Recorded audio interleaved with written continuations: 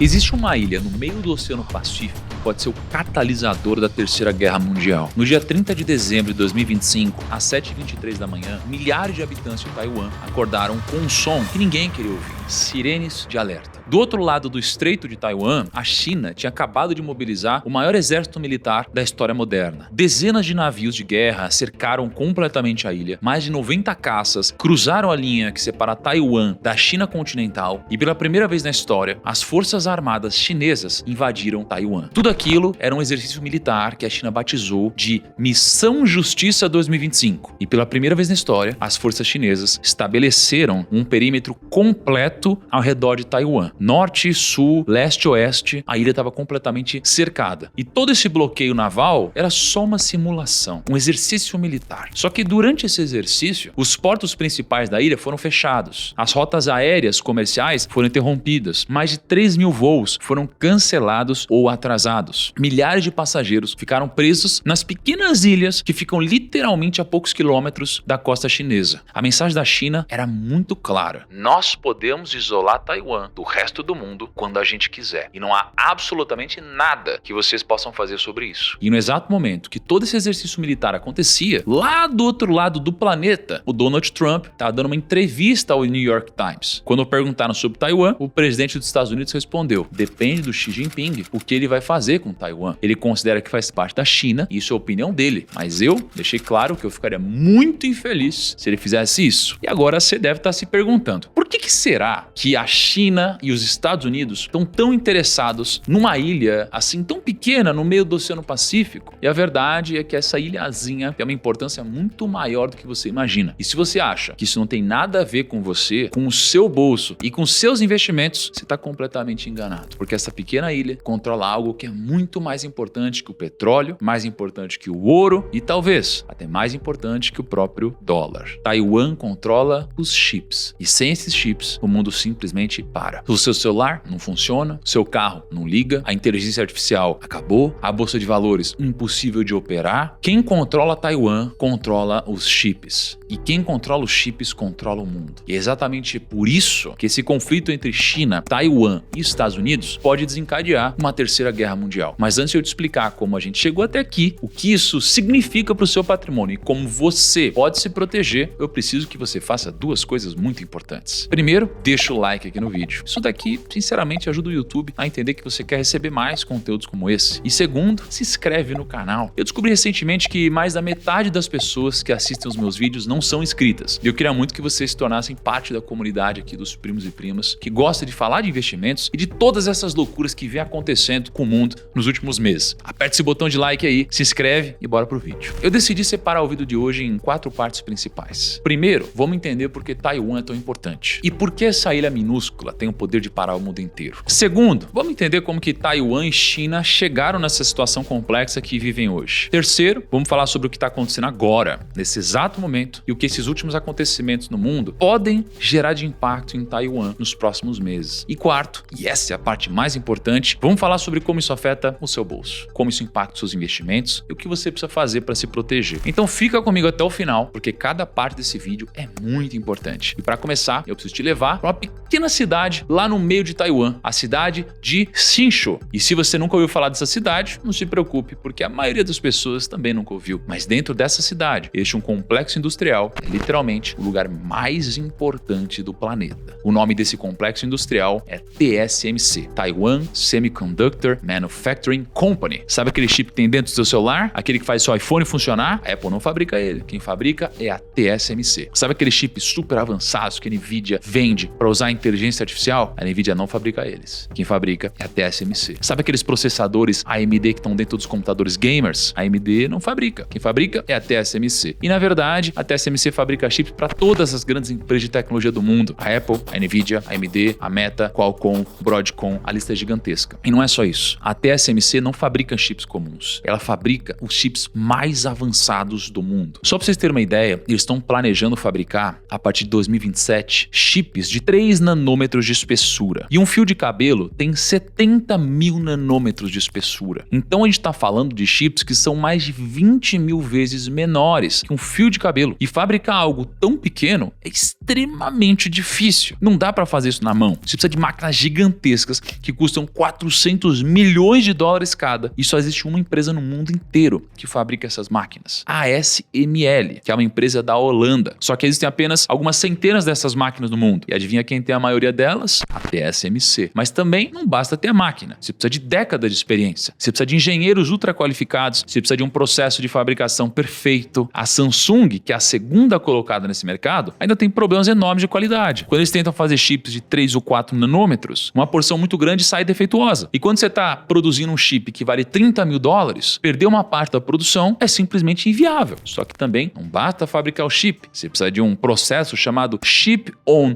Wafer on Substrate. E eu não vou entrar muito a fundo aqui, mas esse processo é basicamente uma tecnologia de empacotamento avançado que junta o processador com a memória de alta velocidade. E adivinha só, a TSMC também domina essa tecnologia. Então a gente está falando aqui do seguinte cenário. A TSMC controla 90% da produção de chips no mundo inteiro usando máquinas da ASML, que é a única empresa do mundo que faz essas máquinas. Esses chips passam por processos que somente a TSMC consegue fazer e toda a economia global depende desses chips. Algumas semanas atrás eu fiz um vídeo sobre a bolha da inteligência artificial e naquele vídeo eu expliquei como várias empresas hoje estão gastando trilhões de dólares em infraestrutura de IA. E acontece que toda essa infra de IA depende desses chips da TSMC. A Nvidia, que vale quase 5 trilhões de dólares, não consegue fazer nada sem essa empresa. A OpenAI, que vale meio trilhão de dólares, depende completamente dos chips da TSMC para o ChatGPT. A Microsoft, que está gastando dezenas de bilhões em data centers de IA, precisa dos chips da TSMC. A Google, a Meta, a Amazon, todas essas empresas dependem dessa delicada e complexa cadeia de chips que está acontecendo em Taiwan, uma ilha que a China está querendo tomar para si. E para vocês terem uma ideia do quão grande e importante a TSMC ficou, aqui no Brasil, por exemplo, as duas maiores empresas da nossa bolsa são a Vale e a Petrobras. A Vale representa 12% do Ibovespa e a Petrobras 10%. E muita gente já disse que a nossa bolsa é muito concentrada nessas duas empresas. Acontece que a TSMC sozinha representa 30% de toda a bolsa de valores de Taiwan. É mais do que a Vale e a Petrobras representam aqui no Brasil juntas. No momento que eu estou gravando esse vídeo, a TSMC vale 1,7 trilhão de dólares. Ela é a sexta maior empresa do mundo e é 2 vezes maior do que o PIB de Taiwan, de 800 bilhões de dólares. E é exatamente por isso que Taiwan tem o que muita gente chama de escudo de silício. Algumas pessoas acreditam que a China nunca vai invadir Taiwan porque isso destruiria a TSMC. E sem a TSMC, não só a economia dos Estados Unidos colapsaria, mas a economia da China também. A China depende dos chips da TSMC tanto quanto os Estados Unidos. Então, o escudo de silício seria uma garantia de que a China não vai atacar. Mas será que esse escudo de fato é real? Ou será que a China está disposta a arriscar tudo para tomar Taiwan de volta? Para entender isso, a gente precisa voltar no tempo e entender como Taiwan e China chegaram nessa situação. E para isso, a gente precisa voltar quase 80 anos no passado. Era 1949, a Segunda Guerra Mundial tinha acabado há 4 anos e a China estava no meio de uma guerra civil devastadora. De um lado, você tinha o Partido Nacionalista, do outro, o Partido Comunista, liderado por um cara muito famoso na história, chamado Mao Tse-tung. Eu não vou ficar me aprofundando aqui na guerra, até porque esse não é o objetivo do vídeo, mas depois de anos de conflito, os comunistas venceram. Eles tomaram o controle da China e em 1949 criaram a República Popular da China, que inclusive é o governo que controla o país até o momento. Depois da derrota, a galera que perdeu decidiu fugir para uma ilhazinha que ficava perto da China e o nome dessa ilha era Taiwan. Então 2 milhões de pessoas fugiram e criaram o que eles chamaram de República da China, o governo legítimo da China, segundo eles. E por décadas, as duas Chinas viveram nessa situação bizarra. O governo de Taiwan dizia, nós somos a China verdadeira, um dia a gente vai retomar o continente, e o governo da China continental dizia, Taiwan é uma província rebelde, um dia a gente vai unificar o país. E durante a Guerra Fria, essa situação ficou ainda mais complicada. Enquanto os Estados Unidos apoiavam Taiwan, a União Soviética apoiava a China continental. Só que em 1972, tudo mudou. O Richard Nixon, que era presidente dos Estados Unidos, viajou para a China e se encontrou com Mao Tse-tung. Foi uma virada histórica nesse momento. Os Estados Unidos começaram a normalizar relações com a China continental e 7 anos depois, em 1979, os Estados Unidos oficialmente reconheceram a República Popular da China como o governo legítimo desse país. E aí eles cortaram relações diplomáticas formais com Taiwan. Mas, e esse é um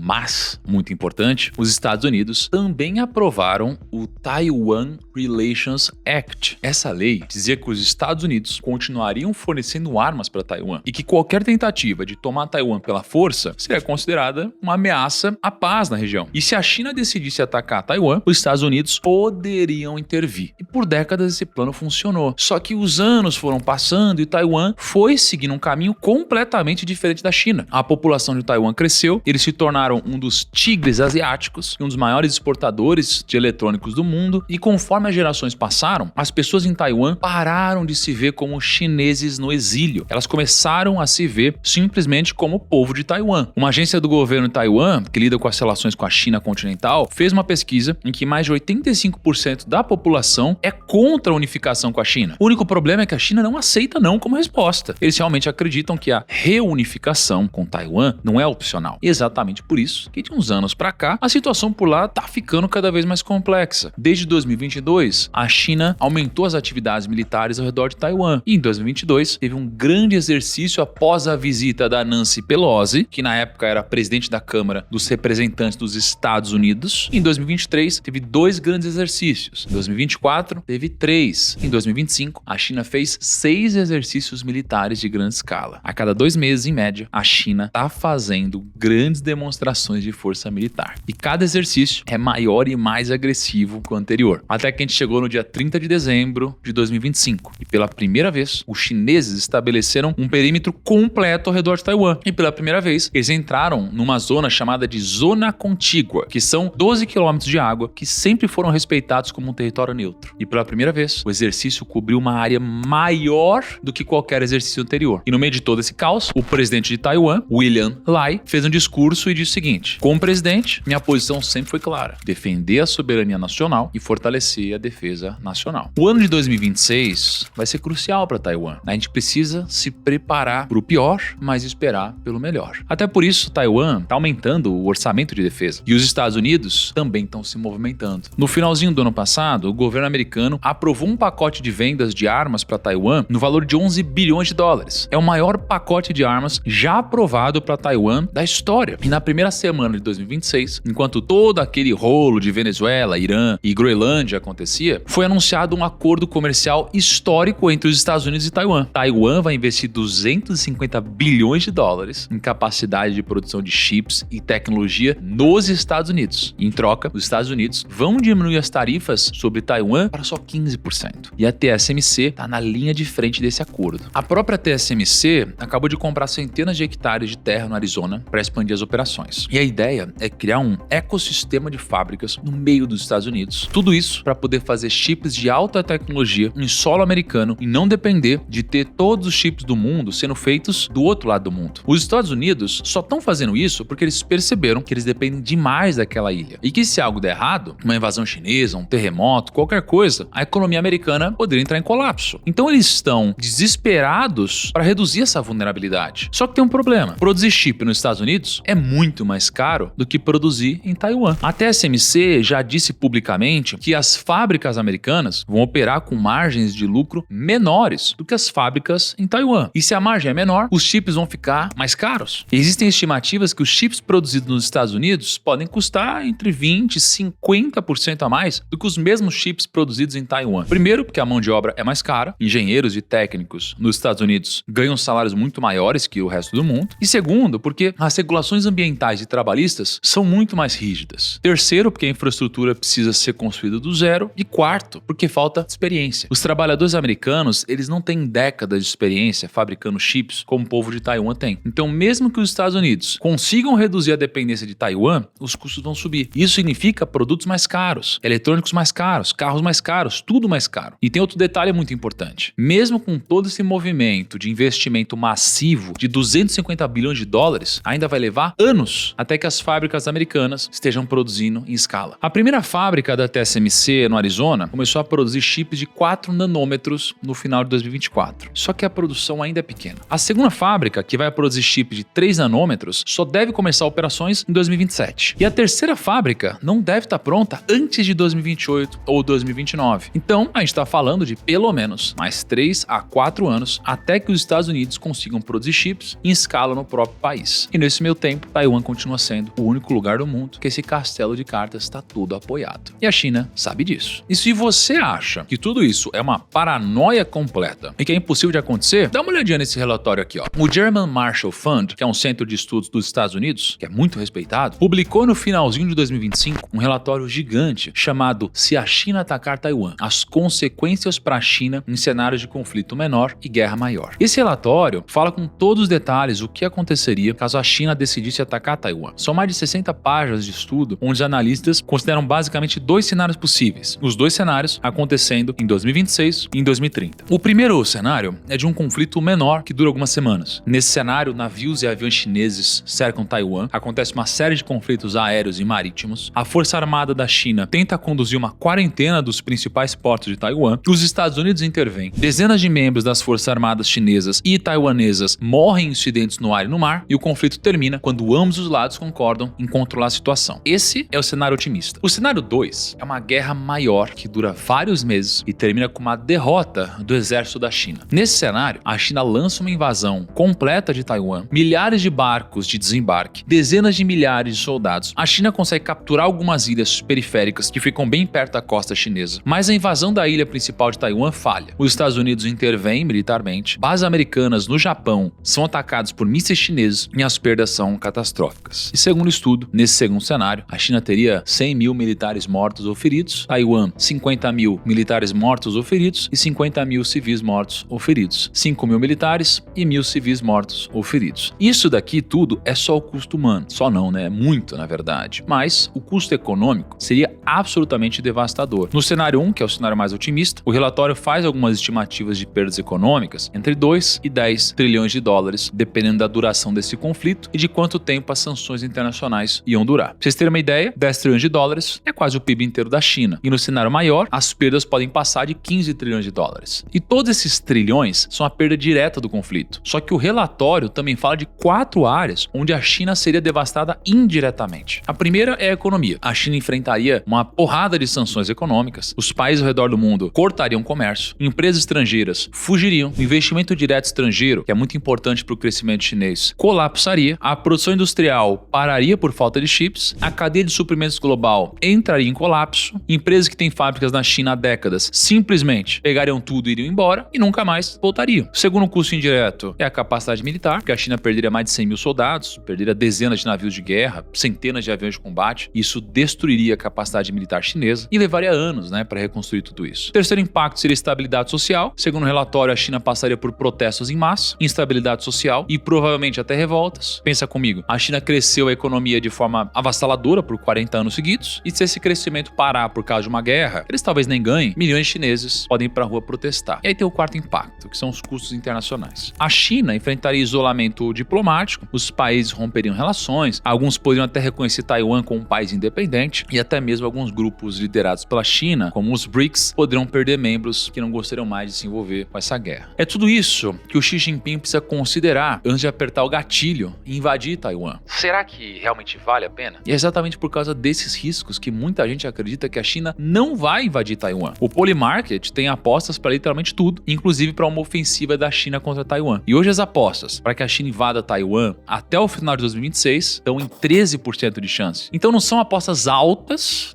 para esse tipo de ataque, mas também não dá para ignorar. Inclusive o próprio Trump disse em algumas entrevistas que ele não acredita que a China vai fazer uma ofensiva enquanto ele for presidente. Que talvez eles façam isso depois, com outras pessoas no poder. E olha, eu não sei se o Trump tá viajando ou não, mas o fato é que o governo dele termina em janeiro de 2029. E a China pode estar muito bem esperando até que o momento certo chegue. Enquanto isso, todo mês tem um novo exercício militar. Todo ano a China cruza mais uma linha vermelha. Sabe aquela história do sapo que vai cozinhando devagar? Se você joga o sapo em água fervendo, ele vai pular para fora da panela. Mas se você colocar o sapo em água morna e aumentar a temperatura aos poucos, ele não percebe até que seja tarde demais. Essa é a lenda, Exatamente isso que a China meio que está fazendo ali com Taiwan. Aumentando a temperatura aos poucos, cruzando linha após linha, colocando presença militar ao redor da ilha, até que um dia a invasão não seja novidade. Seja apenas algo óbvio que deveria acontecer. E agora, a gente chega na parte mais importante do vídeo, na parte que isso afeta diretamente o seu bolso. Como que você pode proteger os seus investimentos, a sua carteira, a sua vida financeira de uma possível invasão da China em Taiwan? Como eu disse no começo do vídeo, se a China realmente atacar Taiwan, a produção de chips da TSMC pode ser interrompida e isso seria um colapso, A bolsa de Taiwan para, a bolsa dos Estados Unidos para, todas as bolsas de valores do mundo parariam e as maiores empresas do mundo não conseguiriam produzir nada. nada. Todo mundo depende de uma única empresa numa única ilha. E no caso do Brasil, é tudo ainda mais delicado, porque a grande maioria das nossas exportações são de commodities. A gente exporta soja, minério de ferro, petróleo, carne, café, suco de laranja, enfim, quase toda a nossa exportação é agrícola. E adivinha para onde vai a maioria dos nossos produtos exportados? Vai para a China e para os Estados Unidos. As duas maiores economias do mundo, que juntas são quase metade do comércio com o Brasil. Inclusive, a China importou do Brasil mais do que o dobro dos Estados Unidos e Europa juntos. Em 2024 foram 94 bilhões de dólares em exportações contra 40 bilhões dos Estados Unidos. E se a China e os Estados Unidos entrarem em guerra por causa de Taiwan, a demanda pelos nossos produtos cai. E se a demanda cai, entram menos dólares no Brasil, então o real começa a se desvalorizar. Aí o Brasil faz menos dinheiro, toda a nossa economia começa a sofrer, inclusive a bolsa. Então o primeiro ponto é simples e óbvio, mas muita gente ainda não colocou em prática. Você não pode ter todo o seu dinheiro no Brasil, você precisa ter uma parte do seu patrimônio dolarizada. Segunda forma de proteger o seu patrimônio, carros usados.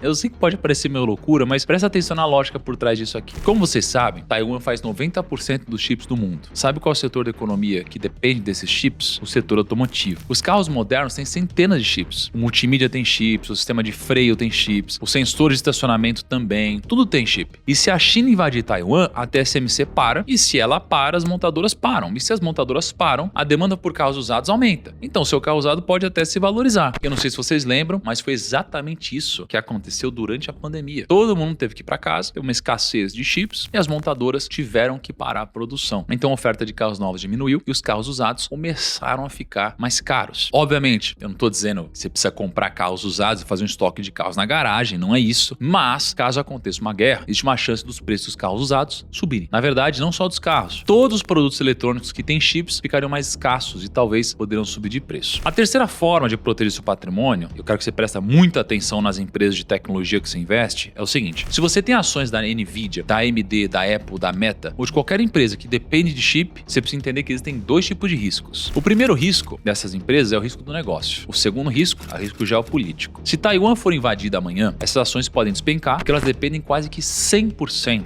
dos chips da TSMC. Então cuidado com o percentual do seu patrimônio nessas empresas. Quarta forma de proteger seu patrimônio: invista em ativos escassos. Eu lembro de alguns anos atrás, lá em 2022, quando eu gravei um vídeo com o Ray Dalio, ele comentou sobre como os ciclos de mercado acontecem e de como o mundo estava passando por um daqueles ciclos que demoram mais de 100 anos para acontecer. E o primeiro ciclo foi do Império Alemão, por volta dos anos 1600. Depois teve o Império Inglês, em 1800. Depois dos ingleses veio os americanos, em 1900, que estão sendo ultrapassados nesse exato momento pelos chineses. Só que dentro do declínio de um desses impérios e a ascensão de um novo, aconteciam sempre os mesmos sintomas todas as vezes. O primeiro sintoma que aparecia era impressão de moeda. Todos esses países, em algum momento, começavam a aumentar a oferta de dinheiro e aí isso desvalorizava a moeda. Segundo, começavam a surgir grandes conflitos internos e externos, ou seja, o império começa a guerrear contra os outros países e contra si mesmo. E terceiro, a pressão da população aumenta até o ponto que ocorre uma redistribuição forçada de recursos, seja através de reformas pacíficas ou revolução violenta. E é nessa fase que outro país começa a ultrapassar o antigo império e se torna o que o Ray Dalio chama de nova ordem mundial. E foi isso que aconteceu em todos os últimos ciclos, os últimos 500 anos, e foi isso que o Ray Dalio explicou no livro dele. Mas o ponto que eu queria trazer aqui é o primeiro sintoma do declínio dos impérios, que é o aumento de oferta de dinheiro no mundo. Esse gráfico que vocês estão vendo na tela é o M1 dos Estados Unidos. E M1 nada mais é que o dinheiro físico em circulação. Então o que está acontecendo é que os Estados Unidos estão criando cada vez mais dólares na economia. De 2020 para cá, a gente tem 5 vezes mais dinheiro circulando ao redor do mundo. E se tem mais dinheiro em circulação, o que acontece com o valor? Ele despenca completamente. A pergunta que eu te faço agora é a seguinte: será que faz sentido você trocar o seu tempo, que é escasso, por dinheiro que pode ser criado por uma impressora? É esse questionamento que muitos investidores estão fazendo e é por isso que os ativos escassos têm ganhado cada vez mais atenção nos últimos anos. Muita gente argumenta que não é o ouro, a prata e o Bitcoin que estão subindo nos últimos anos, e sim as moedas ao redor do mundo que estão perdendo valor. Por isso, todo ano, ativos escassos sobem de preço. O ouro, por exemplo, bateu mais de 80 recordes históricos desde 2024. E hoje uma onça de ouro custa $5.500. É o maior valor da história. As pessoas estão começando a ver mais valor nos ativos escassos. Ativos que não podem ser criados simplesmente do nada. E o Bitcoin, o ouro, a prata e vários metais preciosos são alguns desses ativos. O ouro nos últimos 12 meses subiu próximo de 100%. A prata subiu, o cobre subiu, a platina subiu. Até itens colecionáveis escassos, como cartinhas de Pokémon, têm se valorizado nos últimos anos. E além do primeiro sintoma, do aumento de dinheiro no mundo, mundo. Os Estados Unidos também estão com alguns sinais do segundo sintoma. Os conflitos dentro e fora do país estão aumentando. Segundo os artigos do The Economist, a polarização nos Estados Unidos tem crescido de forma acelerada desde 1980. Naquela época, os americanos avaliavam o próprio partido 27 pontos acima dos outros. 40 anos depois, esse número saltou para 50 pontos. Então, eles estão menos tolerantes com pensamentos contrários. E quando a gente fala de conflitos externos, é a mesma coisa. Os números não param de subir. Desde o começo desse ano, a gente tem visto tensões entre China e Taiwan, guerra na Ucrânia, possível conflito contra o Irã, ataque na Venezuela, possíveis ataques na Groenlândia. O mundo está mais instável do que esteve em décadas. E em um momento de instabilidade, o ouro sobe. Porque além do fator escassez, o ouro também é visto como um porto seguro. É um ativo que em momentos de crises ou guerras sempre se valorizou. E a quinta forma de proteger seu patrimônio, Bitcoin. O Bitcoin segue praticamente os mesmos princípios do ouro. Ele é escasso, não pode ser criado simplesmente do nada, só existem 21 milhões de bitcoins no mundo e podem passar 100 ou 200 anos que a oferta vai continuar sendo a mesma. Como o Bitcoin foi criado em 2008, ninguém sabe exatamente como ele vai se comportar se uma guerra de nível mundial acontecer. O ouro tem mais histórico, digamos assim, mas de qualquer forma, acho que já deu para você entender como se proteger. Diversificação, dólar, ativos escassos. Essas são as três coisas que você precisa ter em mente. E olha, eu sei que toda essa história de Taiwan, China, Estados Unidos pode parecer assustadora, mas a realidade é que o mundo está mudando muito rápido. E se você não estiver atento, você pode perder muito dinheiro. E se você quer ajuda para navegar tudo isso, para montar uma carteira de investimentos que te proteja da crise e ao mesmo tempo aproveitar as oportunidades que vão surgir nessas mudanças, a Portfel, que é a consultoria de investimentos aqui do Grupo Primo, pode te ajudar. Clica no link aqui da descrição ou escaneia o QR Code que está aparecendo na sua tela agora e um consultor do meu time vai entrar em contato com você e vai te ajudar a montar um plano personalizado para o seu perfil, para o seu momento de vida e para os seus objetivos.